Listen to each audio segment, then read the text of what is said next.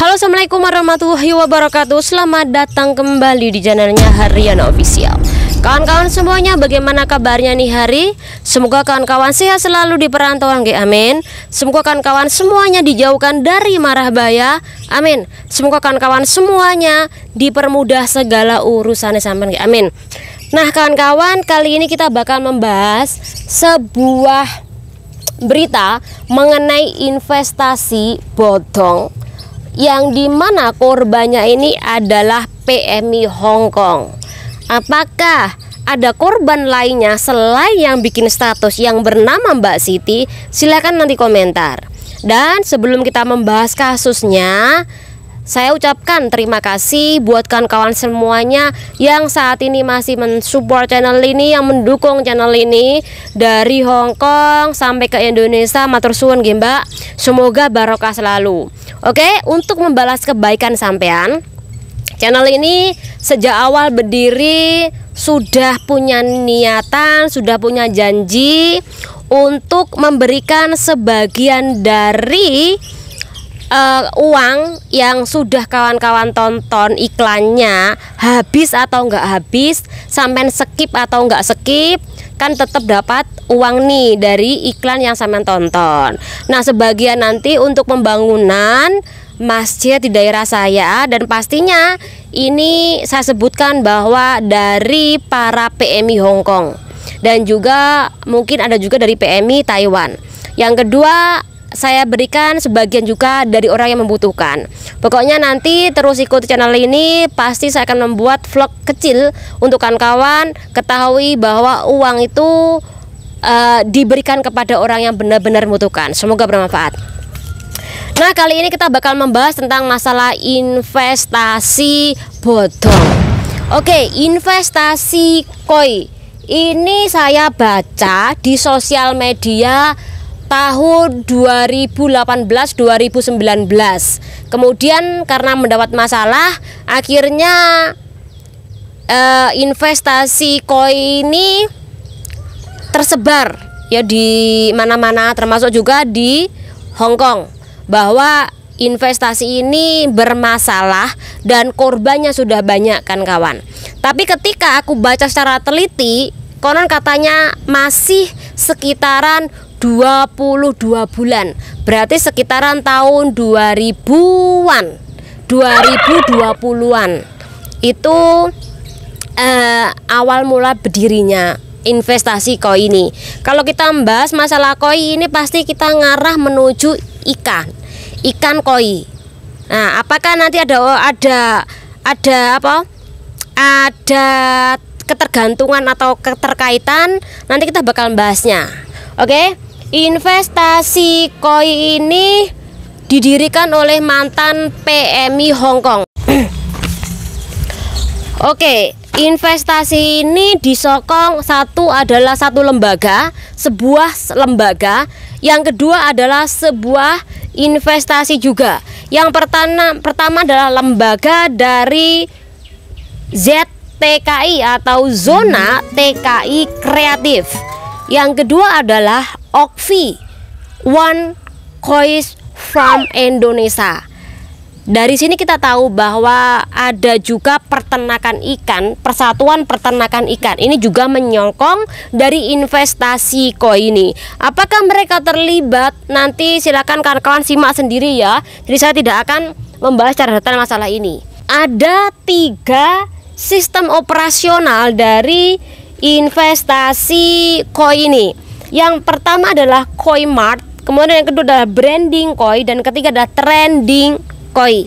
Kalau Koi Mart ini adalah Anda beli toko di sistem online sebanyak-banyaknya. Sekali lagi, targetnya adalah beli toko. Ini adalah sistem operasional dari investasi koi ini. Kemudian yang kedua adalah branding koi.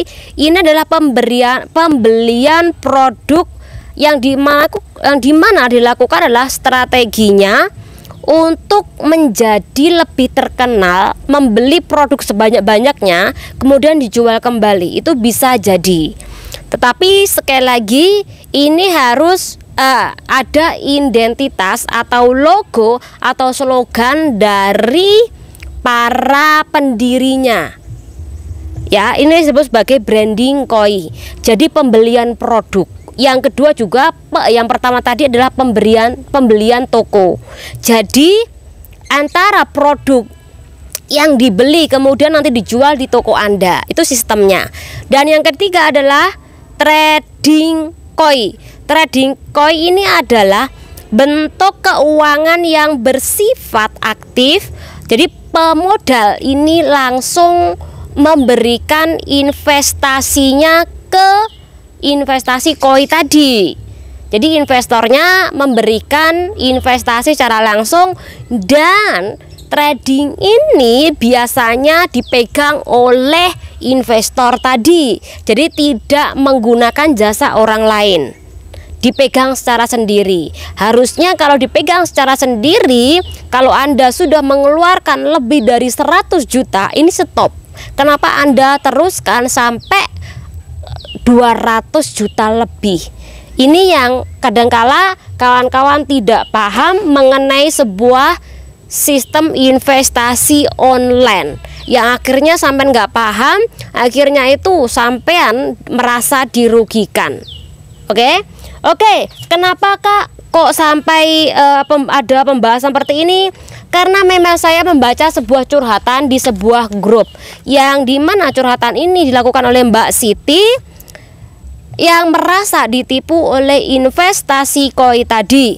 Karena beliau ini ikut dari tahun 2019 dan bahkan sampai saat ini dia atau uangnya dia belum dikembalikan. Dan mbaknya ini sudah investasi sebesar 239 juta. Setelah dia merasa sebanyak itu, maka mbaknya ini berusaha minta penjelasan. Ketika dia minta penjelasan mengenai investasinya, Facebook dia, akunnya dia diblokir, bahkan WA-nya dia ini juga diblokir oleh pendiri dari investasi koi ini. Oke, kenapa kok sampai investasi koi ini ada di berbagai negara, Kak? Jawabannya adalah kalau di Hong Kong nih ada sebuah koran Indonesia yang berbasis di negara Hong Kong ini mempromosikan. Jadi koran itu di-endorse oleh investasi koi ini. Ketika di-endorse itulah mungkin ada orang yang membaca dan merasa pengen mengikuti, penasaran, akhirnya banyak juga para PMI Hong Kong yang terlibat, yang ikut-ikutan investasi. Karena ternyata kawan-kawan tidak hanya PMI Hong Kong saja, ada berbagai negara. Contoh ada PMI dari Singapura, ada PMI dari Taiwan, Kanada, dan ada PMI dari Malaysia juga. Jadi ini investornya dari berbagai negara. Bahkan total dari orang yang ikut di dalam investasi koi ini berjumlah 800 orang, dan total dari mereka mengeluarkan uang totalnya sampai 28 miliar kan kawan. Wow. Jadi setelah adanya kasus seperti ini, Mbak Siti ku minta solusinya piye Mbak, aku mau melaporkan tapi bukti-bukti transfer uang ini sudah tidak ada.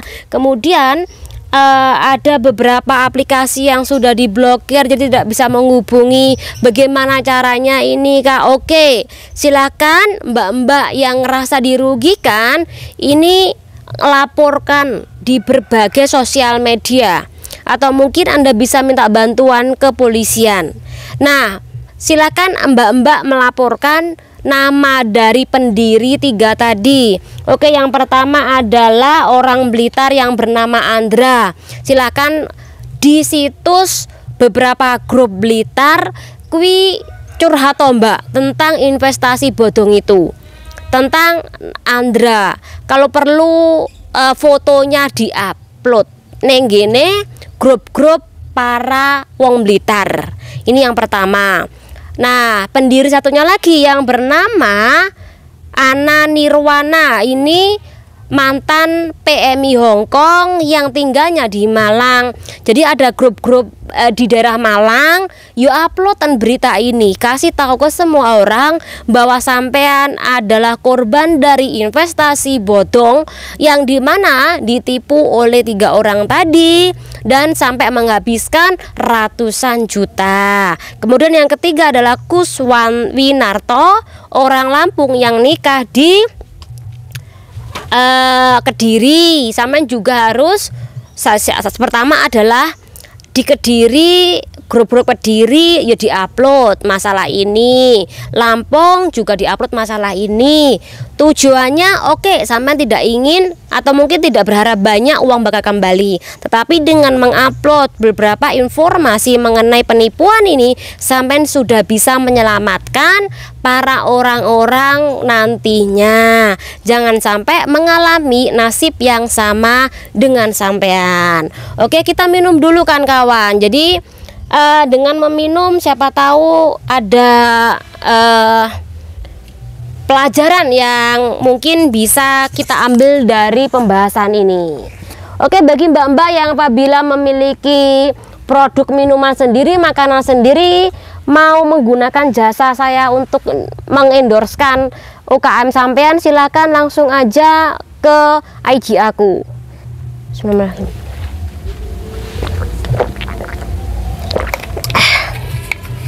Oke kan kawan, segar.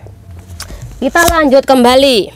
Nah, setelah saya baca secara detail bahwa investasi koi ini juga menggunakan atau bekerja sama didukung oleh sebuah investasi, grup investasi.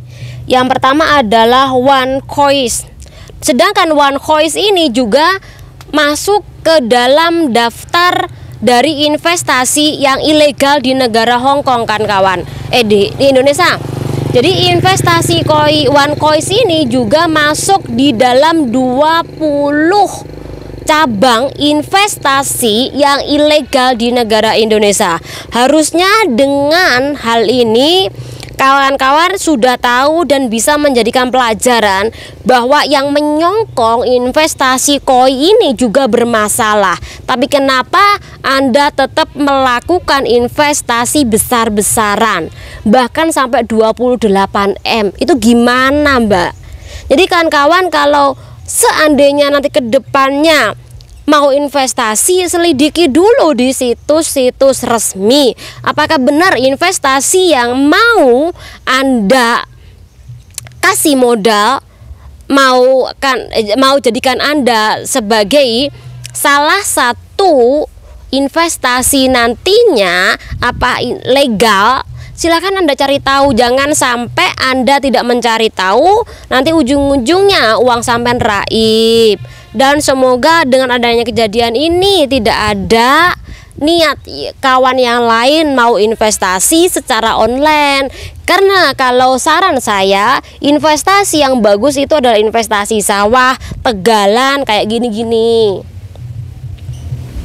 Tegalan banyak Mbak, belilah di daerah sampean. Suruh ibu sampean mencari tahu daripada sampean investasi yang gak gena seperti itu Mbak. Ini jujur, saya tidak pernah yang namanya ikut investasi Mbak. Saya lebih baik beli sawah-sawah. Kemudian setelah itu kakak saya, ibu saya yang menggarape. Jadi jangan sampai sampean tergiur investasi online, ini beli toko, beli produk kalau sampean nggak yakin. Jadi sekali lagi hati-hati nggih buat kawan semuanya. Sekali lagi gini kan kawan, bukan menggurui, tapi alangkah baiknya saling mengingatkan. Bagi kawan yang sudah terlanjur investasi, jangan tambahin lagi. Karena ketika sampean ini tambah beli toko, beli produk sebanyak apapun, tapi kalau sampean itu tidak bisa mengembalikan uang yang pertama sudah masuk, stopen. Karena ketika sampean terus isi toko beli produk, tapi sampean tidak mampu menjualnya, maka sampean bakal rugi. Jadi stopen. Dan yang lainnya, kalau belum sampai kejadian, jangan sampai investasi secara online kalau sampean itu tidak paham mengenai sistemnya. Semoga bermanfaat buat kawan-kawan semuanya. Channel undur diri. Wassalamualaikum warahmatullahi wabarakatuh. Bye bye kawan-kawan.